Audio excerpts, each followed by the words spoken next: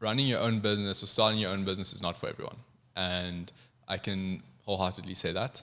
But if you do think you are the kind of person who can do it, then set yourself realistic goals. Yes, it's going to be very difficult.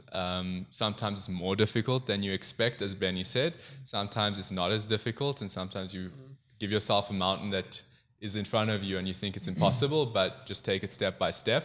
But I think it comes down to preparing properly, being realistic, and not being too hard on yourself when you do fail. Just push through. Hey guys, and welcome back to Sessions, a video podcast brought to you by Pro Studio, where we discuss an entrepreneur's business life and while we edit some social media as well. So, hi guys, welcome back to a brand new episode of Sessions. Today we are joined by Nuka, a social media agency based in Windhoek and co-owned by Tim and Benny. Tim and Benny, welcome to the show. Good morning, guys. Nice to have you on. Yeah. Good to be on. Thank you very much. We're very happy to be here. Welcome, man. I want to give a quick shout out to Water for sponsoring today's episode. Thanks, guys. With you, we are able to make this show happen. So yeah, guys, we want to get right away into. We had already a coffee for all those who are already listening and watching. Welcome again. I want to quickly get and touch some base on just a 10-15 minute bio about who you guys are. Where did you guys start with Nuka? Tell us a bit about your story, how you guys found each other and started a social media agency. Yeah, sure. I suppose I can start off. So I'm Tim Brunauer, and together with Benny, we run Nuka, social media agency. And our story is actually quite interesting because it started relatively organically. Mm-hmm. It's something that we actually just saw happen in the market, that there was a need for this about 2-3 years ago. And everything just kind of fell into place for us. So I come from a photography background. That's kind of my experience, and I've worked with some advertising agencies as well. And what I noticed was there was a bit of a gap in the market. So I saw that, we've got the big companies working with ad agencies, but the smaller guys, the local owned guys, they generally don't have the budget for a big ad agency. Exactly, yeah. And so I also saw that, some of my own clients, my private clients, they would come to me and say, you're creating all this content for us, and we're just not getting around to using it ourselves. We need somebody who can actually promote us. And so I approached Benny with the idea. Sorry to interrupt you, Yeah. did you guys know each other before already? Yes, so for you a worked long together time. before? Yes. So we were actually friends. So we kind We of grew were up friends, together. but after starting the business, we're not friends anymore. No. So we grew up together. Yeah. And Benny was super interested in videography. The video aspect. So, hi, my name is Benny. Yeah, sorry, I didn't introduce you guys. Full name is Barend Johan, but everybody calls me Benny, so that's the name. But so I was always interested in videography. I did a lot of other smaller things as I went through, but with like a GoPro, I had some personal biking channel that I started, but that was difficult to maintain and so on. And then Tim, we were working together on a specific thing, and then we had the idea, or Tim had the idea boiling in his head, but then after that, he asked me, are you still interested? Are you still interested in this? I think it's a good time to start now. And then from there, it grew organically. I'm interested to know, are you Namibians? Did you grow up here? And yeah. Well, from my side, yes, I'm born and bred here. I grew up in Windhoek, also went to school in Windhoek, and I finished school in Windhoek, so 100% from Windhoek. Same with you, Benny? Yeah. I was born in Ludritz. Okay. But moved here, school here, high school, everything, worked here. Just Windhoek is my life, yeah. Cool stuff. Next question I have is in regards to Nuka now again. And how long has that been when you guys started out? Is this your first year, second year? How long have you guys worked on this journey to start a social media agency? Well, I think officially, 2 years? Yeah, officially it's 2 years. But before then, we already started on acquiring, doing the groundwork to start the actual company. But it's been 2 years for the official name and everything being registered. Yeah. Okay. Was it always an idea to start an agency and to go into social media, or was it something that came about where you guys noticed, like you said, there's a gap in the market, but should you take it a bit further? Should one run an agency, or is it just still a two-man team? I know that you guys are actually a bit bigger than just two people. Maybe you can elaborate a little bit on that. Okay. Sorry, whoever wants to go first. I think Benny can handle how we're operating right now. But basically what it started off as is I was helping out clients, and I realized sometimes I can't help clients that I want to help because I've got other work that I'm doing. And I know Benny wanted to get out of just the work he was doing, and he wanted to pursue videography more. And social media obviously is a platform to do that, where you create awesome content, video footage for clients. So yeah, it's more stable as well as a content generator. It's more stable than getting a few good months of work and then. So that's Tim's. Is that also what you situation. mentioned with the niche that you saw, right? So you did photography work, you did video work, but it's not a consistent income.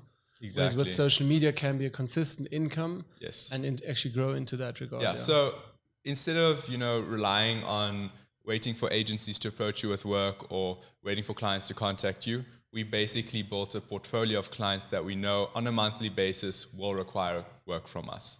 And in that way, we can create consistently what we love. I can shoot every month. I can do photography work. Benny does video work every month. Every week we're busy doing what we want. And that was really a big motivating factor, because I found myself sometimes, you have a really busy month and then you have 2-3 weeks of doing nothing, or you're just busy working on your own portfolio, but it can get frustrating. So this way we kind of stabilized that by creating this agency for ourselves. Yeah. So also the idea of having a social media agency sort of thing running is because the costs involved aren't necessarily high for very basic things. So that was also the motivating factor. We don't need a big capital initially for some of the work that we wanted to do. So basically coffee shops and cafes were our office spaces. Where It's true. That's what I actually saw a lot on Instagram in the beginning. You guys always met up at a coffee shop. Yes. To get also, I think, the team together to have a bit of that interaction going instead of just digital. Yes. Okay, correct. and so you started out coffee shops, then sold some more clients and went further into the rabbit hole of running social media for clients. Yes. Elaborate a little bit on your team there. Is it something that just came about? Did you employ 10 people? Did you start out? What is your theory on that? Okay, well, I think we have quite an interesting concept there. So for us, coming as freelancers and starting this agency, we also thought, there are other freelancers out there who perhaps want more consistent work on a monthly basis, but are still interested in doing their own thing as well on the side. So our agency is actually structured in a way that we just work with freelancers. Mm-hmm. And we have freelancers that consistently work with us on a monthly basis who we employ, but basically month to month. And so there are no real official employees. Okay. It's just various freelancers. And then depending on the scope of the project, we can rope in an infinite amount of freelancers if we have to. So our team is very scalable. And that is the idea behind it, so that we also know that if we have a bigger job or assignment that we have to work on, then we can get the right expertise for that job. Yeah, and then we're also like a one-stop shop for our clients. They tell us what they need. Mm-hmm. And if it's outside our expertise, then we get some freelancers on board that is inside their expertise, and then we can deliver and the client stays happy. Yeah. I love that model, to be honest. It's a brilliant model if you ask me, because I noticed also a big change that a lot of people do not want to be employed anymore. Everyone wants to be their own boss in a sense, so it makes complete sense to me. Can you maybe elaborate a little bit on I'm not asking for frustrations, but problems you see with having a module like that as well? Getting reliable people. Yeah. So team you can rely on and trust. I think that is the one thing. There's less accountability when you're a freelancer. You're not bound to the business, and you're not necessarily motivated to make the business succeed. You're just there to earn your income, to finish the job and get out, essentially. Yeah. So I think the issue is finding people who will commit. Yeah, and also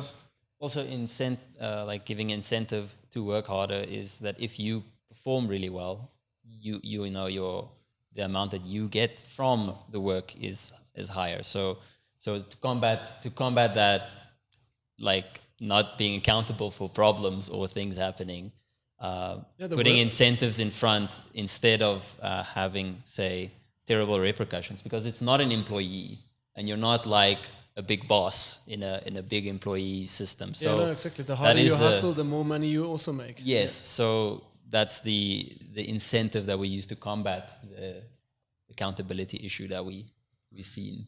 I actually have another interesting question in regards to the hustle that you guys had to go through to first of all get to some money to start it. I mean, if you said you started out with GoPros and stuff, you had a bit of tools already. Tim, you had a bit of equipment. Was there another side hustle perhaps at a coffee shop or anything that you guys did to say, okay, we need more equipment, we need to get a step further, maybe a better operating machine or so? Tell us a bit of a sweet story perhaps of something you guys did at a side hustle, or is there none at all? So both of us put in as much as we could afford to put into the business from I teach English online to Chinese people. Okay, cool. Yeah, so some of that money would be used for that. And then also we would sacrifice payouts to ourselves.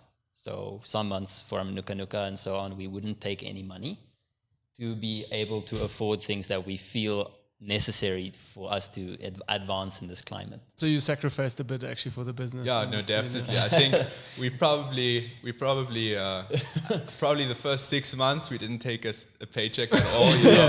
So it was literally. I think sometimes when we get the freelancers on board, we feel like telling them you should be lucky because we didn't have this situation. Yes, exactly. So they come on board, they get paid for the work they do, but we had to really put our heads down in the beginning, and if we got a good job, then we'd actually take that money to get equipment. Yeah, like the first big video job we used to buy a proper camera, and we didn't really get a payout. That's actually another question I have, what you guys did with your first paycheck. So it really shows me at least you put it back into equipment and not spend it on some Porsche or Ferrari and some new bikes or something. Yeah. Interesting stuff. But I like the hustle there. Tell me a bit more about, in regard to what inspired you to also go for the whole freelance thing, not just, like, let's start a social media agency, we're the bosses, let's get 10 employees, pay them as cheap as possible. I don't think that's your model. No. So tell us a bit about what inspired you guys for working more with freelancers. Well, I think the idea... Admin answer, because if your performance influences your paycheck directly as a freelancer, you would want your performance to be as optimal as possible. And so we don't need to be nagging the whole time. And that's where we want to be at, where we can hand over certain responsibilities to people as a freelancer, and then their performance affects their own situation. So just working smarter, not harder. And for us as well, we didn't have a big starting capital. So we had to make sure our business was low risk. Yeah. And for it to succeed, especially during COVID, we needed to keep our expenses low. So when we had less work, we didn't necessarily have to carry on, employing a big team. Yeah. But when work did come through, we had people we could reach out to and, we can get the work done. So for us, it was also keeping it low risk, making sure that when there is work, we can get people on board who can get the work done. But when there's no work, that we don't necessarily starve out the business because we're paying people that aren't working. Yeah, exactly. And because they're not bound by just working for Nuka Nuka. During those times, we encourage them, if it's a little bit of a uncertain time, that they look for other sources, temporary sources that they could pursue. And then you do allow that, right? You have still your freelancers that work with you are working full-time on your projects, but outside they're still allowed to do own projects. If it doesn't conflict with Nuka Nuka's interest in client base, basically. Maybe let's also not talk too much about the freelancer careers, also a bit more about you and Nuka Nuka itself. Interesting for me to see that you guys started a coffee shop, and I know you guys now have an office as well with a small studio. Is that now completely on you guys as well? So the responsibility is on you both to rent and to take that on? And the freelancers, so to say, have only one, they get like a hot desk, or tell me a bit more about that. Yeah, basically to answer that, yes, we have to shoulder all of the expenses, so to say. So as Nuka Nuka, the office rental, the equipment we get, that's all on Beenia and myself. And then the freelancers, they basically have the option to be in the office space whenever they like. So if we notice that they're there more permanently, then we set them up a bit more permanently and that they've got a station. But generally we have a hot desk system where you come in, you grab a desk, you grab a space to work, and you do what you need to do. So that's kind of the structure The we have module going. that you have. Yeah. It's pretty cool, man. Similar like DoBox, but I know DoBox is just on their own. They're not a team working together on clients. Maybe let's elaborate a little bit on the social media aspect also that Nuka is doing. I'm not asking for any names of clients, but you obviously know the deal of having good clients, bad clients. Maybe give us a sweet story about that as well. Running social media, is that sometimes a tricky job or is that an easy job? Tell us a bit about it. Yeah, it's a tricky job because every client is different. Every client has different expectations. And sort of like gauging the expectation. We had a client that wanted to leave us, but there's a big gap in communication between the client and our side. We try our best to inform about everything, but sometimes, because especially during the COVID time, what would happen is we cannot meet up physically. And so over Zoom or using any other platform that we need to contact them, they would get frustrated and they would want to move back to an agency in Johannesburg because, if we're going to use just video conferencing and stuff like that, we can just move back. And so it was a whole almost hysterical fit, right? But we managed to recover that situation by providing solutions for it. But then you get easier clients. But in general, is it easy to run social media? Is it a good thing? I think it's very much down to relationships. And when you're working with people, it's important that you make them happy. And that's what we're there to do. You know, we make sure that the services they require get fulfilled. And that kind of responsibility, Beenia and I have also found, we can't hand that over to freelancers. We have to make sure that the clients that Nuka has are happy, and we basically care for their needs. So as Benny mentioned, we had that one situation, and that was a big learning curve for us because we didn't handle it correctly in the first place. From the first day. But obviously it's a learning curve also. Exactly. There's no social media manual that you can open. But that really also taught us a lot, and it taught us about how to treat a client, how to make sure that they still feel cared for, even in a situation like COVID where you can't necessarily go and have a meeting with them in person. And I think that's the difficult part. It's easy to say, actually, just make sure your client stays happy. But the difficult part is always following up on them, always making sure that their needs are met. Yeah. And, Kunde ist König. So that's not always easy, especially when their requests might not be in line with your vision or what you think may work best for them. We always have to go back to the point that we want to make our clients happy. And we will always advise them in the best way they should go.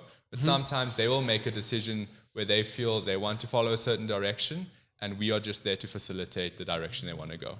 Yeah, like for instance, we had the occasion. I'm not the designer. You guys are the designers. I'm not very creative. You guys are creative. But as soon as you want to start getting creative with their products, like, no. So they also... it's a relationship.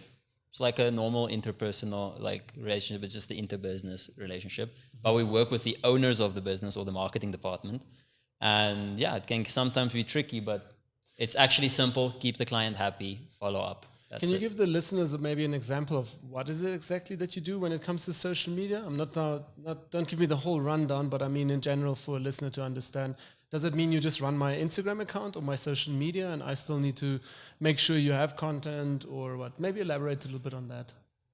Of your process. I'm not asking for your secret recipes here, but what I mean is a general process as me of understanding what it is if you say, I run your social media. Well, I think in Namibia, people also have a misconception about social media. And although there are quite a few businesses now, especially during COVID, that have realized the importance of digital marketing in general, people misunderstand the idea of marketing using social media.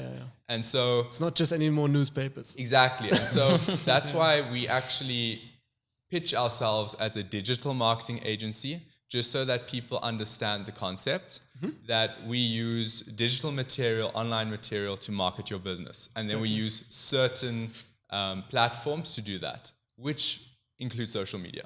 So as a social media agency, we use predominantly a couple of the local favorite social media channels to raise awareness for your brand. and then make sure, we leverage your brand on that, get it a following, make sure that people are interacting with your brand, and then at the end of the day, either selling your products and services to your audience.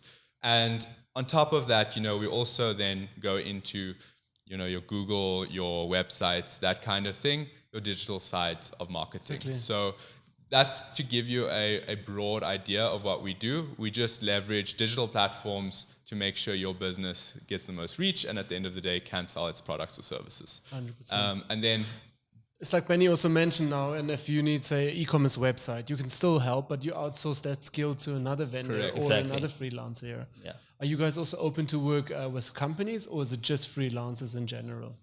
Say, what I mean with that is, it's a web-based company in Namibia. Yeah. You guys say it doesn't matter if you're a company or freelancer, as long as you have the skill and you can actually promise me to deliver. Yeah, and as long as we can provide the client with an affordable rate for it, I don't think it matters whether it's a freelancer or a different business that has that profession. Cool stuff. I have another question in regards to, do you have any goals, or what is the goal of Nuka still for the next maybe five years? I'm not asking for your secret business ventures and stuff, just in general, an overview. Oh no, we have the special chicken spice that we use. that you guys are planning. is world domination the wrong answer? Yeah, you have the marketing channels already. So. No, I think for us, it's just to grow as an agency, to carry on building our portfolio. And we really started Nuka with the idea of we wanting to promote Namibia. And most of our clients are Namibian, fully Namibian. We don't actually have any clients that are not Namibian. They all have Namibian owners. And that is really the objective for us. In general, it's not like we're going to turn down an international client, but locally we want to drive everybody to local businesses and help people support local. And obviously after COVID, that is something that has become even more important. Yeah. I think also what I see in both of you, also that vision of helping other freelancers to make this industry work. So I love what you guys are doing there, providing also other freelancers with the opportunity. I love the model of work harder, get rewarded for it. There's no boss, but obviously you have one or two responsibilities, but it's a cool model that I really like. Is there in general also any other frustrations you have in terms of running a social media agency in Namibia? I mean now, with perhaps some clients don't really having the belief that social media is the best tool to advertise nowadays. Is there, like what frustration would you have? I'm not looking for negative stuff, but in general, I think this is maybe a thing that Namibians need to, like, for instance, e-commerce sites. A lot of people would say, nah, e-commerce, you don't need an e-commerce website in this country. But what if this is like the property market and you now, the one of the first to do it now in 20 years, you'll say, yeah, luckily you started, yeah. So is there any thoughts around that? Frustrations you have with... Yeah, Namibian business owners love, and we're not saying that traditional forms of advertising is wrong, but definitely diversifying your means of marketing is very important. And we've found that we've done a lot of pitches, and a lot of the time it's either budget is the problem, because they don't set aside a proper budget for something digital like this, or they stick to quite expensive, sometimes traditional forms of marketing. And so that has definitely been like getting it into the Namibian general populace that this is a very powerful tool and we need to utilize it. Yeah, I think that it comes back down to having a Namibian audience that is not educated about how digital marketing works and how effective it can be. Yeah. But definitely, as Benny has mentioned, some of the frustrations we see is as soon as you give them an alternative, or as soon as it's marketing in the form of something that's not physically printed, it must be cheap. And we're not necessarily saying, okay, it must be very expensive. Yes, but the fact of the matter is we're trying to show people that if they take their marketing budget and they use it wisely, that digital platforms are very effective at reaching the audience that they're looking for specifically, and you can track how well your marketing is being done. Exactly. And there's also actually results. Exactly. With KPIs, with actually stats that you can prove. With physical forms of advertising and more, let's say, older forms of advertising, there's a lot less tracking that you can actually do on the results of your advertising. I mean, sure, you can see if there are more people walking through your door, but you don't see if people are actually engaging with you. How many people bought this edition of the newspaper that I was in. It's just the promise that the newspaper provider gives you and says, yes, about this amount of people watch it. But with social media, it can also be more effective. You can target the demographic you want to target, the people that you need to target, and you can see the results. But the core problem is then that we know that print media is expensive to market in, but people are still willing to put money into that. They're not willing to put, or generally not willing to put the same amount of money into digital platforms, although it might be more effective. And that is a frustration we sometimes have. Actually, when we're going into a pitch, first educating the person on what is digital marketing, why can it be effective, and what do we do, and then actually selling our services. It's a very good strategy. It's very good. Yeah. I actually have a question in regards to if you, as Nuka, also use social media as a business tool to get clients. Maybe you can elaborate a little bit on that. To give an idea also for the listeners of how do you run your social media in order to win clients that want social media? Sure. I think this is something... We're working on it more. It's ironic because when you're working on 10 other people's social medias, you sort of like you neglect your own. Yes, I know exactly what you mean. I have the same problem. Yes, so I think that is part of our future goals, is to make sure that our social media is something that people can actually look to and say, oh, this is what I want to also be doing for my business. Mm-hmm. I want a really cool curated social media page that looks fantastic and that drives business to me. So that is something we're working on. We have used it to promote our business as well, but it's definitely something we are also getting to. It's just at the moment as well, we're at the point where we're trying to satisfy our current clients without also neglecting pitching. And that's the balance currently. And I think also for the listeners to pitch in here, you're a jack of all trades currently. You're a business owner right now. So even though you have a few guys that work with you on the freelance career, but I think still Nuka is owned by you guys. So it's on your head to do that, to run the costs, to make admin work, to run and do pitches. Maybe let's talk about another thing. Which platforms do you think are the most powerful ones to use in Namibia? Well, I think... Facebook. Yeah. Facebook, yeah. I think Facebook is the most widely used platform. Yes, we have seen there is definitely a little bit of an educational language barrier when it comes to advertising on Facebook. But we think it's the biggest, and Instagram is also growing at a rapid pace. Yeah, so generally the platforms that we recommend for a client straight off the bat is always Facebook and Instagram.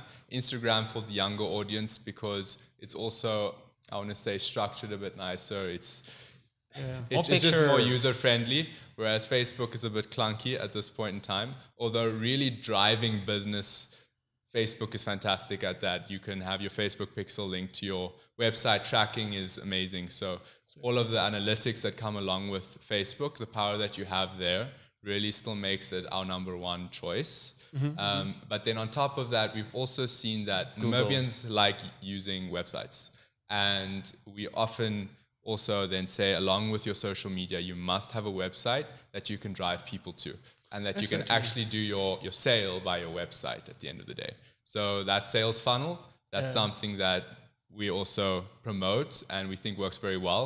But again, it's that education and getting the client to actually commit to that and understand why it's important. But I think you guys always obviously recommend to your clients what's maybe best to use. Instagram, Facebook, TikTok, and what not all there is. Yeah, if you're like a fashion brand, Instagram is a great platform to showcase, to have like a portfolio of your work, and then pushing it to people.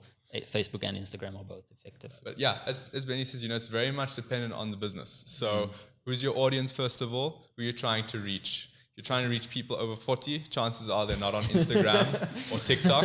So 100%. But yeah, so basically we try and also first understand our clients, see what their needs are, and then we give a recommendation based on that. I mean, TikTok is something a lot of people are talking about now. We don't have clients currently that need TikTok, but we definitely see that there are definitely options where TikTok might be a great platform to advertise your business. So certain social medias are better at certain things, and then based on the audience you're trying to reach. And I think a very critical point with that in mind is social media changes every day changes happen to Facebook and there's privacy problems with this and that, and it gets resolved, and there's a new platform that jumps up. Like TikTok came out of nowhere. First it was Musical.ly, and then it converted into TikTok, and like, you know, it's changing the whole time. So you have to consistently be monitoring the changing of it, and also educating yourself as an agency on what platforms are still relevant and will be relevant in the future.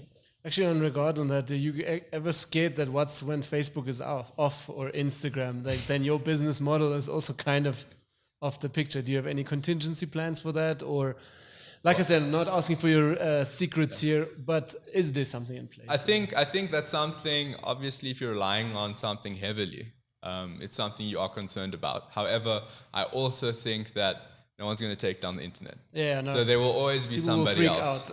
out. So there'll always be somebody else, and there'll always be another channel that you can use. And because of the global trend to go digital, Facebook might be phased out. Yeah, but then there should be another one. There will And be there's a something Facebook else. 2 or something. Yeah. Facebook version 2. Yeah, I'm thinking of really weird names. Welcome to Cassie or something, Cassie 2 or whatever. Yeah. I wanted to ask actually in regards to comments and also messengers. Firstly, in regards to Nuka, but perhaps also to clients that you run. Are these clients also making sales through direct messaging on Instagram, Facebook? Do you see the results from that in terms of Nuka and clients? Well, yes. Benny, go for it. Okay, Benny wants to give a So lot of answers. Yeah, we have there's Facebook and messages and so on is great lead generation, great leads for, say, if you have an emailer that needs to go out, perfect for gathering that information, and then that can be a sale for something bigger. But we have seen that using simple English is more effective because that language barrier I mentioned earlier. People would maybe just reply price ? After it's commented on the previous 4 comments where you have put the price for the specific product, they will still ask a price. So it is definitely a challenge to stay on top of it. But I'm sure as people become more aware and more savvy with using social media, I think it will become a little bit easier with the messages and the comments. But I think it's generally very possible to do basic sales for some products. It depends again on the business. So yeah, in terms of that, we would definitely say, look, comments are imperative to make sure you keep engaging with your audience. And even sometimes frustrating comments, you can't just leave them. You need to make sure that they're answered in a polite way. I mean, you also get negative comments, and that has to be handled tactfully, but also in a way that you really, make sure that your business is portrayed in the best light. But yes, we're your public relations office too. So we also find though that certain products, as Benny mentioned, we put it on social media. You get a whole bunch of questions, price. The next day in the shop, it's all sold out because people saw the price, because people saw the product, and we replied to that. So the exact product he's talking about. And it's sometimes it's actually crazy how popular it is, and it's very product specific. That's what we found. But still, it's a hit and miss. Not necessarily you're going to generate all your sales from replying to comments and engaging the audience that way, but you have to do it. What are you guys' thoughts in regards to e-commerce, especially on this stuff, though, buying through online? Or like asking over the comment for a price, but people do. What are your thoughts on e-commerce? Will they make sales through it, or is it still a bit more traditional in Namibia? People go to the store actually and buy. Depends if we're talking about the next 10 years or we're talking about now. Yeah. Now. What maybe even your thought is now and in 10 years? Look, yes, it's imperative. As soon as you go online, the longer your site's been online, the better it's going to be for you, because it's all about how the search engines rank you, how many times people actually viewed your website. So it's very important to get yourself out there as soon as possible. What we found is e-commerce sites that we run, we have a couple that we're working on with clients, and getting the audience to actually trust that they're going to receive your product is one of the biggest hurdles. Okay. So people in Namibia generally feel like they're going to go to the shop and they get the product, they're guaranteed to get it. Whereas logistically, there's certain things when it comes to e-commerce sites. Is my card information going to get stolen? It's a big misconception with especially older people. They don't want to put their banking details online. So I think in the next 5 years, it's going to become super important to have e-commerce sites in Namibia. It's definitely going to take off. I mean, I buy a lot of stuff online, also from Do you guys have maybe a name for us of any online sites that one can check out that you, like I, for instance, I know of NAM Online, NAM Online that says pharmaceutical stuff. Is there anything you can recommend for the listeners? There's a couple. I saw a couple of ads for Namibian-based things. But are you asking specifically? Look, anything I that think you know for us, we're big promoters of Deluxe Coffee Works. They're one of our clients, and we've been running with them for a while now. They've been very small in Namibia because they've been trying to establish a foothold. They are a company from outside Namibia, but it's fully Namibian owned here locally, and they do all of their roasting locally. And we actually launched their online store recently, so you can buy coffee in windhoek. I will do that today. And it gets delivered to you for free. Yeah. So that's a really cool solution. You use Pay Today. You can use either your card or your Pay Today app. And it's very simple. And that's something that we think is going to hit off. But it's obviously getting people educated about how that works and that you can trust it. We also are working on a very exciting project which comes down to more fresh produce, and will allow you to also have fresh produce delivered to you. So we're working on a couple of e-commerce sites that, and they're kind of exciting. So I think you can keep an eye out for them. But I definitely think it's going to become big. And even now, it's going to be a matter of getting people to trust that it actually works. But in the long run, COVID has shown us, sometimes going to the shop isn't possible. So if you can order something and it gets to you... 100%. And even though in Namibia, because a lot of guys say, but we're so small, there's so little people here. Doesn't matter. You will still have a good broad reach of people that will actually purchase online. So basically, I'm seeing you guys are fully for e-commerce. Yes, 100%. What are your thoughts on Pay Today? What are your thoughts on an app like Lefa, Chomi Bites, Tap a Meal? This stuff is happening. A lot of people don't notice it, but it's actually here and it works. What are your thoughts in general about this space? I think we are kind of very good at, as soon as something like that comes out, we always test it. And it's the same with us a bit. We're curious. And that's the thing. The one word of caution is make sure it works before you release it. So there are apps that work very well and that are very intuitive, user-friendly, not overcomplicated. Then you get apps that come out. The idea is brilliant. It's got a really cool concept behind it. But the execution of it was a little bit lackluster. Poor. It's either, services that are supposed to happen and they don't happen on time. Yeah, or expected delivery on certain things and it takes too long. So that kind of thing. Or on the other hand, if it's too clunky, too difficult to use. For example, I'm not going to mention the app's name now. Yeah, please not. But let's not get into a fight here. No, but I was using an app and I created an account a long time ago. And at that stage, the app felt a bit clunky and I wasn't as happy with it as it wasn't useful to me at that stage. So I stopped using it. And now for me to try and recover my account because the way they've changed the way you log in, it's almost impossible. And that kind of thing frustrates me. Although the app's gotten better, I can't even get in. And so that's the kind of stuff that I'm talking about. So in other words, it's working, but it's also not working. Exactly. So please take down the shitty app.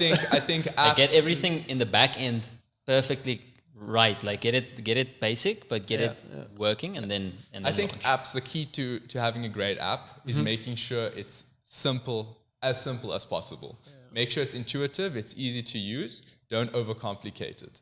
And I'm a big supporter of apps. It's awesome for me that I can order stuff from my phone through an app, or that I can do something on an app with my phone. That's great. And if it works, fantastic. I think the biggest thing is just execution. Does Nuka also offer that? So maybe for the listeners, or is that maybe a space where you say, okay, guys, it's quite ambitious to take that on, but in the future, perhaps? It's something we definitely would like to offer. To be honest, we haven't found a local company that we've worked with yet that does app development that we can say, really, these guys are amazing. Yeah, we can trust. To be honest, if we were approached with the idea, we'd definitely try and pursue it. We just have to find the correct partners to work together with. Interesting. Okay. So for all the listeners, there's a niche for you to open a business. I wanted go. to actually ask you guys what you guys are also passionate about outside of social media, photography, video. Maybe to give the listeners a bit of an idea who you guys are. Ooh, Maybe Benny, we start with you. a lot of things, but specifically in the video space, I think I am very interested in animation as well, 3D animation as well. So like all kinds of animation, 2D, 3D, special effects maybe, and so on. Our country is growing into the digital sphere, so I want to also be ready for that. But I mean, so like also like Well, privately, what you also into, private hobbies or bike riding. We both right? Yeah. ride, so I want to get back into that. Maybe make videos, because I'm in the space now with the video. When I started riding a long time ago, didn't have the knowledge and the expertise that I have now to make really kick-ass videos. Okay. So that would be fun to. There's a lot of hobbies that I'd like to pursue. Yeah, look, for me, I have a couple of hobbies that I don't get around to. I literally actually sat down the other day and made a list of all the things I want to do, realizing I can't do pretty Updated much your bucket list 99% of them. Yeah. But as Benny said, I really enjoy enduro, but Enduro. not racing, just actually riding and having fun. For fun. I have a bike, but it's literally just parked. I haven't used it for over a year. It's so sad. So that's like the one thing. I like to do stuff that's completely different from my work. So I love doing mechanical things. So I've got an old Series 3 Land Rover short wheelbase that I'm busy working on and fixing saw up. that on Instagram. And that's kind of something I also really enjoy doing, but also haven't been getting around to do. So I know why, guys. You are busy. You're building a business. You don't have time exactly. at the moment. So that's the thing. And then also any outdoor stuff, camping, that kind of stuff. Yeah, camping is fun. Cool. I wanted to ask a question in regards to the biggest lesson you've learned of being an entrepreneur for yourself, maybe even running Nuka, working with freelancers, anything that you guys say this. So maybe we can start with you, Tim, your biggest lessons you've learned in that regard. What I've found is if you are willing to put time into something, there's not much you can't do. So if you're passionate about something and you put enough time into learning how to do it, Namibia is a space where you can make things happen. And because we're so small, we're sometimes behind on things. So if you really are passionate about delivering something that's awesome, you can make it happen. The biggest thing is just make sure you do it properly. And I'm very proud of the work we do. And I think that's a big thing for both of us. We are both very passionate, and it's very important for us that what we deliver is of a certain standard. We don't want to be disappointed in ourselves. So if you are trying to do something like that, make sure if you're happy with it, then you're after something pretty good. So you can do it. Yeah, it's like when we have a big job, video job, big photo job. It's not as much the paycheck from it that it really matters that much. We want to deliver a good product that we can add to our portfolio of work we've done, and we can be proud of that. So for me, it's also not selling yourself short in the market, because that often happens. Like, yeah, no, we'll do it. Don't worry about it. We'll do it. It's a kind deed, and sometimes we do help out clients. For instance, during COVID and so. But the takeaway for me is don't sell yourself short. If you are willing to sacrifice some of your time or income for something that you really feel passionate about, sure, do it. But don't do that on a consistent basis, because have some self-respect for yourself, and this is my level of expertise that I am capable of, and this is what I can do. So we should not, I actually, on that point, something that my photography mentor told me, and unfortunately he passed away, but right before he passed away, I was speaking to him and talking to him about starting to freelance myself, because at that stage I was working with him. And the one lesson, or the one thing he told me, and it's always stuck with me, but he said, as you're learning, as you're building your portfolio of what you can provide, the services you offer. And he was referring to photography at that stage, but I think this applies to everything. He said, don't prostitute yourself. So if you're putting time and effort into something, that is worth something. And stop doing too much free work, because at the end of the day, you also have to put food on the table.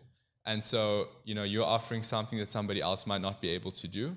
So don't sell yourself short, as Benny said. And that's something that stuck with me. I think we've learned our fair share of lessons as well, and we're also still learning them, because sometimes, you just really want to help a client and they don't have the budget, but you want to do something cool. Then sometimes we are willing to do that.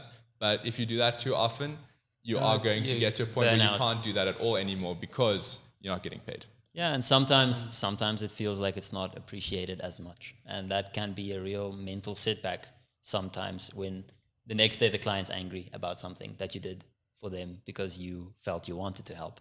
So don't do it too much. You can do it, it's not a problem. But yeah, like Tim said, don't do it too much.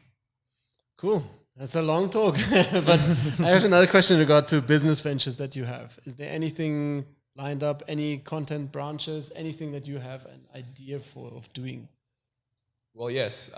We actually, so the office we're renting, we're sharing with a business that's now started the first drone academy in Namibia. Yeah. Mm-hmm. So recently, it was gazetted that you have to have drone licenses, especially for commercial work. And we're actually in a cool space in the sense that the academy is right there where we work. So what we've noticed is there are a lot of people also now who have drones, where the drone starts giving problems or it's broken or so on. So we're actually in the process of starting something up where we can do drone repairs, but on top of that as well, we do any kind of software or hardware support on electronics. So we're working on the same model as Nuka, where we're getting a couple of freelancers together that are experts in their field, and we're working on it, that we can start offering repair services to people like that. That's pretty cool, guys. Yeah, I also have a slight PC hardware and software background on working and fixing PC software. And see, that's also another hobby you have. Fixing stuff. But that comes most hand in hand, actually, then with Nuka. It's very useful, because when you have problems in the office, we had one laptop that was freaking out at the office. And I mean, Tim is also he knows how to work with the thing. So we fixed it inside the office. And so it's working, the laptop is working perfectly normal again. So that is the venture, and we do have some experience with it. So even if we get freelancers that are still willing to learn still willing, we can still also be there to provide assistance. Yeah, because I think the drone space is also becoming big. I think in Namibia there'll definitely be a capacity of how many people can make money with the drone.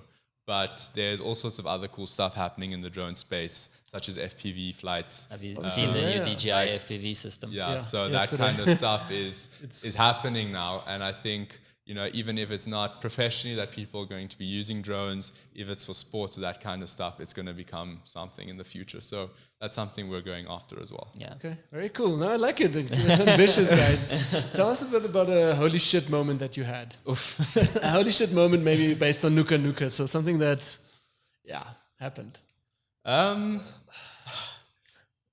That. What? I wanted to say bat. Okay, bat. Yeah. It was it's sooner than we expected something like that to happen. Yeah. So when we had to get registered for VAT, it was like a moment of going back and thinking, okay, what does this actually mean and imply? And have we been underpricing ourselves? So that was like a big that was a big moment. Making sure that our VAT is sorted out. Obviously, tax for any business is very important. And as young entrepreneurs, I think that's something that's not taught enough at school, is making sure your finances are sorted. And I'm fortunate enough that my father is very particular with that kind of thing. So he taught me a lot. But I think if you're starting a business, make sure you get somebody who can advise you on how to set up your pricing correctly, how to make sure that you're also paying your tax at the end of the year, especially if you're working on a provisional basis, because it's a little bit more complicated than just, I'm paying I owe this amount, I have to pay. Because I can relate so well with you guys. It's like when you start out, it's like, yeah, I actually make decent income. Everything looks good. The world is beautiful. And then then suddenly tax. like, okay, here I have a new client who wants me to be VAT registered. Yes. Okay, so sure, I'll make some research in that. 2 months later, your first VAT pay, or 5-6 months later and you are, oh shit, what is this now? But it's a good explanation you gave on that. So I think that was a bit of like a moment for us, but I think we were fortunate enough that we did have most things sorted out. So Any other moments? yeah, no. I actually want to ask you a little scariest thing that happened in the last year, except for Corona, please. Everyone knows we had Corona, Yeah, but there was a little this scariest. pandemic thing happening. It was pretty scary, but it's okay. Scariest thing. um, That moment when you think one of your freelancers dropped the ball on a client. yeah, like completely. Or I get nightmares of people posting or like wrong posts going to the wrong pages. I get nightmares for those. But I wouldn't say. No, I don't think I we've wouldn't actually had say- any big moments. No, Okay, cool. I want to go. not yet at least. Yeah, Corona is still here. I wanted to actually go quickly into a speed round. That's just a quick yes or no answers and short line answers. What if for we both say of the you. opposite answers? Yeah, everyone for himself. Eh? What are you guys consuming right now on YouTube? Maybe let's start with you, Benny. What am I consuming on YouTube? Yeah. Oh, I like watching esports. Okay. I like watching esports. Yeah. Yeah, I basically watch gear releases. That's pretty much it. Cool. How much do you guys sleep? Oof, not enough. But I've been tired, so I've been sleeping. Okay. I generally sleep about. I need sleep. I need sleep. I'm one of those people. You know, if you get people who can sleep 4 hours, I'm not one of those. Generally, I operate excellently on 8 hours, and it sounds like a lot, but 8 hours, lately, 8 hours is good to yeah, me too. in general, I get about 6. Cool. Ever slept at the office? All nighter, had to just sleep and like say no shower, no food, or maybe just a quick takeaway, tap a meal, do an all nighter at the office. Yes or no? No, No, but late does nights. the home office count though? No, office, like crash just on the floor I don't with the think pillow. we've had our own office for long enough For but that, yeah. I think we've spent late nights at the office, but we've gone home and then carried on working there. Do you guys follow business friends or friends in general more on social media? So what is your average, like more friends, more business friends? On more friends for me. It's more personal, but I do follow our businesses also to monitor, like so- the ones that we do, and then also like competition businesses to see what's happening there. Online, probably I follow way more business friends than other friends. Cool. Instagram stories, yes or no? Yeah, Yes, but I'm terrible at them. yeah. I should be more active too, but Instagram reels, are they consuming you already? Instagram Reels, YouTube also has like a reel system now after TikTok's explosion. Yeah, so they've been accidentally going through a rabbit hole. Yes, like you find yourself clicking on something. It's not something I go for specifically, But but you it's click there. on it and then all of a sudden you just keep going. And you realize 10 minutes have passed and it's like, Oopsie. What am I looking at? do you rather email or rather Instagram message, SMS or call? What's your go-to tool? If I want something now, call. Yeah, for clients, yeah. If I want something now, call. Yeah, clients have them on the phone. Cool. Sports, gym, anything? Oh, I love rugby and then enduro biking. Bad swimmer, terrible swimmer. No, I really enjoy swimming, but I haven't swum in a long time. I used to swim at a club, but I don't anymore. And I also really enjoy any calisthenics kind of stuff. Cool. Motto you live by?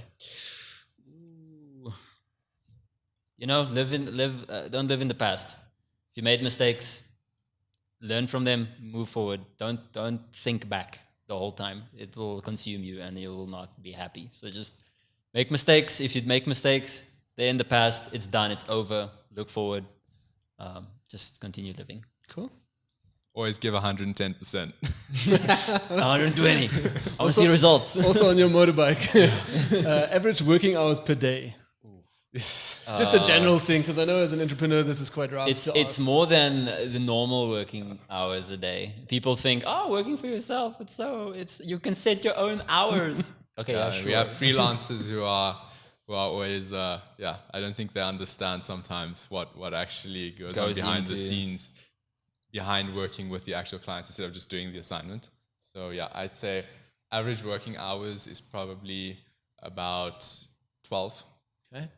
Business owner or being employed? Which one would you choose? Business owner. Business owner. All the way? Yeah. Cool. It's all I know. Yeah. Okay. I think employees is okay. It's okay if you have a good boss and you have like a good environment. No, but I would rather have that freedom of making bigger decisions and like that responsibility that's on you. I'd rather deal with that responsibility. To be honest, I know this is a speed round, but on that point, about 3 years ago, 2 years ago, yeah, I'd say 3 years ago, just before we started Nuka, I was often at a point where I was looking at other people my age who had full-time jobs, and I was like, you guys are so lucky. And I was almost at that breaking point where I was like, no, I have to get employed. But looking back, I think, both sides have their advantages and disadvantages. So I would never say the one's better than the other. It also depends on your kind of personality and who you are. But after I've done it for so long now, I think it would be difficult to go and work for somebody. 100%. I can just agree with you guys, actually. Ranking social media pages from 1 to 5, so 5 being the worst wit and 1 being the best. What is your ranking when it comes to Facebook, Instagram, YouTube, LinkedIn, and Twitter in Namibia? Namibia specifically? Yeah, all just right. Namibia. Facebook, Instagram, YouTube, and then the rest. I think those are the YouTube. YouTube, I'm not so familiar with all the statistics on YouTube's Namibia consumption, but I know myself and youngsters. And your gut feel, exactly. YouTube is a big video platform, and it's entertaining, it's educational. There's many things that you can get from it. Facebook for me is a little bit more old people. No worries. Say what you want to say. Instagram is young, YouTube is young. Facebook feels a little bit older, a little bit older. So I think for me, is this personal preference or is this like... Whatever you feel, your gut feel. I think MySpace at the top. MySpace, yeah. No, I think personally, I would go on how I feel about the social media channels. So I would say I only use Facebook for business. And the same goes for LinkedIn. I think LinkedIn is an awesome platform, but it's underutilized in Namibia and makes it difficult to actually use for businesses locally. However, I think if you're a business professional in a certain field and you want to connect with others in a similar field, share concepts, work on projects, LinkedIn all the way. So I think it's a very difficult answer to give, but just generally out of usage, I would rank it Instagram, YouTube, LinkedIn, Facebook, Twitter. I'm not on Twitter. Yeah, Twitter would also be the 5. But that is my personal ranking. Same. Not necessarily how effective or how good they are. That's just personal opinion. Is there anything you want to say to our viewers? Anything that's on your mind? Keep it up, guys. It's 2021 and you're still alive. Great. No, I think the biggest thing that I'd say to people is work hard and follow what you are actually interested in, because then you're more willing to work hard at it. And if you're doing that, then you're probably going to make it work. I think in Namibia you have the space to do that. So don't be afraid to do what you love. The only thing is think it through properly. Cool. Very cool. Do you follow the podcast, our Sessions podcast? Yeah. Yes. Cool. Thanks, guys. Any last words or advice that you can give to our listeners of, being an employee, then moving over to a freelance career, hustling your way up to the top, and now running a social media agency? But is there any advice you can give to the listeners of what they should not lose focus of? I think it's very important for me. It's been being realistic about things, because I'm a very idealistic person in general. I like the fairy tales and I like those stories. I do. But it's very important to know that if something looks easy, there are things that are hidden. There are traps that are there that a lot of people haven't counted. So you have to just do thorough research, like Tim said. You have to be sure of what you want to do, but then also don't have too idealistic idea of something, because this is the real world. It's not. So be realistic, but if you've made all your calculations, go for it. I think not to be pessimistic with this comment, but running your own business or starting your own business is not for everyone. And I can wholeheartedly say that. But if you do think you are the kind of person who can do it, then set yourself realistic goals. Yes, it's going to be very difficult. Sometimes it's more difficult than you expect, as Benny said. Sometimes it's not as difficult, and sometimes you give yourself a mountain that is in front of you and you think it's impossible, but just take it step by step. But I think it comes down to preparing properly, being realistic, and not being too hard on yourself when you do fail. Just push through. Yeah. Very cool, guys. Yeah, thanks, guys. Thanks for the chat. Thank you. I Thank think you we'll for end having here us. because it's, I think, guess another 40 minutes or something. But thank you so much for having time to talk to us on the podcast. You guys know that we as Pro Studio also do a bit of social media. That's why we wanted to give you guys a push and say, please come and speak about this. You're not the newest in the market anymore. You've been there for a few years. Come, you are serious. Let's do it. Let's give you a bit of a push out there. Guys, also do have a look down below in the description. There's all the links to Nuka. We can also link Tim and Benny's private accounts, so you guys can check those out, stalk them a bit, but actually check who these two guys are, what they did, how they hustled to get to an agency called Nuka. Have a look down below. The description is all the links. Guys, thanks again for coming. Any last words, anything you want to say? If not, thanks again for coming. And yeah, guys, thanks for tuning in. We'll see you guys in the next episode. Yeah, thank you so much, Manny. Really appreciate it. It's always awesome to be here. Danke, guys. See ya. Awesome. Cheers.